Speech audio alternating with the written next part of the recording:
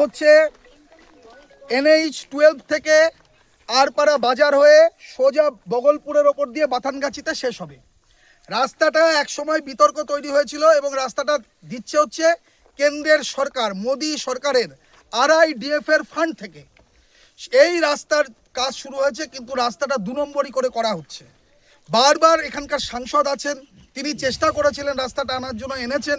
আর শান্তিপুরের তৎকালীন MLA ব্রজকিশোর বাবু তখন বলেছিলেন উনি নাকি এনেছেন। আরে সেন্ট্রাল গভর্নমেন্টের টাকা উনি এনেছেন, বড় মাতব্বর। যাই হোক, যা হয়ে গেছে হয়ে গেছে, উনি হেরে গেছেন, মানুষ জবাব দিয়ে দিয়েছে। সাংসদ জগন্নাথ সরকারের বাড়ির সামনে দিয়ে রাস্তা যাবে না, এটা ছিল তৎকালীন ওই এখানকার এজেন্সির হচ্ছে উদ্যোগ।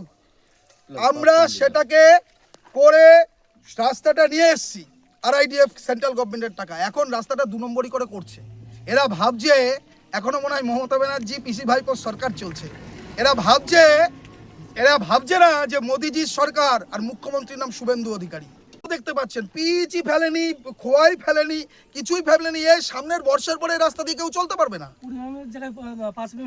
20 mm এর জায়গায় 5 mm হচ্ছে না। তাহলে এখানে কি সম্পূর্ণ কাটমানি খুঁজে পাচ্ছেন? সম্পূর্ণ কাটমানি। শুনুন, ওয়ার্ক অর্ডার দেওয়ার আগেই জেলা পরিষদ এসব এজেন্সির মাধ্যমে কাটমানি চলে যায়।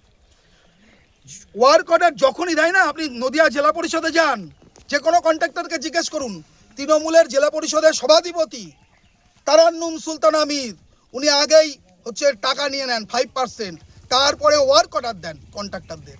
এসব চলবে না, এসব বন্ধ করতে হবে। জেলা পরিষদকে বন্ধ করতে হবে।